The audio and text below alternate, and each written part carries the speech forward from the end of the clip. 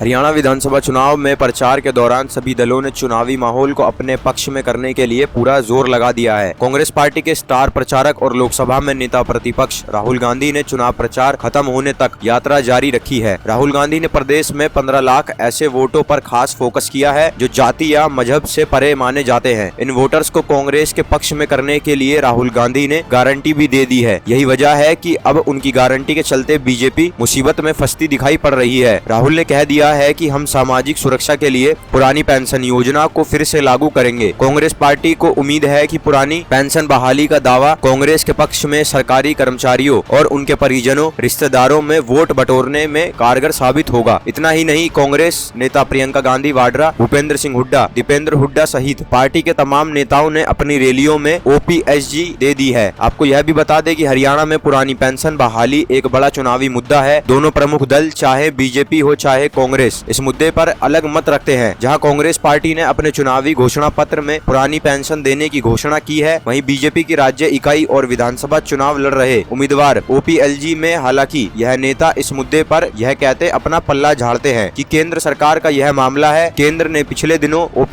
ओपीएलपीएल पर अब यूपीएस लगाई है। इससे 1 अप्रैल 2025 में लागू भी किया जाना है। पीएम मोदी ने 14 सितंबर को कुरुक्षेत्र में आयोजित एक चुनावी जनसभा में पेंशन को लेकर बड़ा बयान दिया था। उन्होंने कहा था कि कर्मचारियों के हितैषी बीजेपी सरकार नई पेंशन स्कीम लेकर आई है। इसमें कर्मचारियों के लिए निश्चित पेंशन की गारंटी है। इस नई पेंशन स्कीम को यूपीएस का जो है वह व्यापक स्वागत है और सरकारी कर्मचारियों ने भी इस पर खुशी जताई है। कांग्रेस नेताओं का यह मानना है कि सरकारी कर्मचारी पेंशन को लेकर खुश नहीं है। कर्मचारियों की एक मांग है कि पुरानी पेंशन योजना को ही बहाल किया जाए। इस मांग को लेकर सरकारी कर्मचारियों कई सालों से आंदोलन कर और विरोध प्रदर्शन कर रहे हैं। पेंशन बहाली संघर्ष समिति के राज्य प्रधान कहते हैं कि केंद्र सरकार ने यूपीएस के जो लाभ गिनाए हैं उन्हें तो कर्मचारियों ने पहले ही रिजेक्ट कर दिया था। इतने सालों से सरकारी कर्मचारी जो आंदोलन कर रहे हैं वो यूपीएस के लिए नहीं कर रहे हैं। कर्मचारियों की एक ही मांग है कि पुरानी पेंशन योजनाओं को लागू किया जाए और यही लाइन कांग्रेस चुनाव में बार बार दोहरा रही है। प्रचार के दौरान प्रदेश के हर कर्मचारी चाहता है कि उसे पुरानी पेंशन मिले। जो भी पार्टी ओपीएलजी उसे ही कर्मचारी, उनके परिवार और रिश्तेदारों के वोट मिलेंगे। पिछले दिनों मुख्यमंत्री नायाब सिंह सैनी ने भी सरकार के जो कर्मचारी हैं उनको लेकर सख्त बयान दिया था। उन्होंने कहा था कि बीजेपी सरकार बनने के बाद अधिकारियों और कर्मचारियों पर सख्ती होगी। पेंशन बहाली संघर्ष समिति के राज्य प्रधान का कहना है कि जो लोग कहते हैं या यह सोचते हैं कि कर्मचारियों की संख्या बहुत छोटी है, चुनाव में वो भले क्या नुकसान पहुंचा पाएंगे, उन्हें नतीजे बताएंगे। आपको बता दें कि हरियाणा में लगभग एक बड़ा तबका सरकारी कर्मचारियों का है और पेंशनर्स को दिया जाता है। इनकी संख्या तकरीबन 15 लाख के आसपास पहुँच जाती है। उनके परिवार, उनके सब लोगों को मिलाकर इस बार विधानसभा चुनाव में अधिकांश सीटें ऐसी हैं जहां पर हार जीत का अंतर बहुत अधिक नहीं रहने वाला है, ऐसा राजनीतिक विश्लेषक मानते हैं। कांग्रेस पार्टी ने भले ही लोकसभा चुनाव में ओपीएलपीएल में अपना रिव्यू स्पष्ट कर दिया हो, केंद्र सरकार ने यूपीएस को लागू करने की बात कह दी है। खास बात यह भी है कि 15 लाख वोट सीधे। हरियाणा विधानसभा चुनाव प्रचार के दौरान राहुल गांधी और प्रियंका गांधी ने सरकारी कर्मचारियों को साधने में कोई भी कसर नहीं छोड़ी है। राहुल गांधी अपनी रैलियों में कह रहे हैं कि हम सामाजिक सुरक्षा के लिए पुरानी पेंशन योजना को दोबारा बहाल करेंगे। इतना ही नहीं, अग्निवीर योजना को खत्म करने की बात भी कही गई है। राहुल ने यह भी कहा है कि अग्निवीर योजना इसलिए लाई गई है क्योंकि केंद्र सरकार अग्निवीर को पेंशन नहीं देना चाहती। इस बयान पर गुरुग्राम के बादशाहपुर में एक जनसभा को संबोधित करते हुए केंद्रीय गृह मंत्री अमित शाह ने कहा था कि राहुल बाबा झूठ बोलने की मशीन है। अग्निवीर योजना सेना को जवान रखने के लिए है। हरियाणा सरकार और भारत सरकार अग्निवीर को पेंशन वाली नौकरी देगी। अब देखना यह है कि राहुल गांधी ने इस दाव को पेंशन जो है या पेंशनधारी जो हैं उनकी बात करके या उन पर दाव खेल के राहुल गांधी और कांग्रेस को हरियाणा में कितना फायदा मिलता है।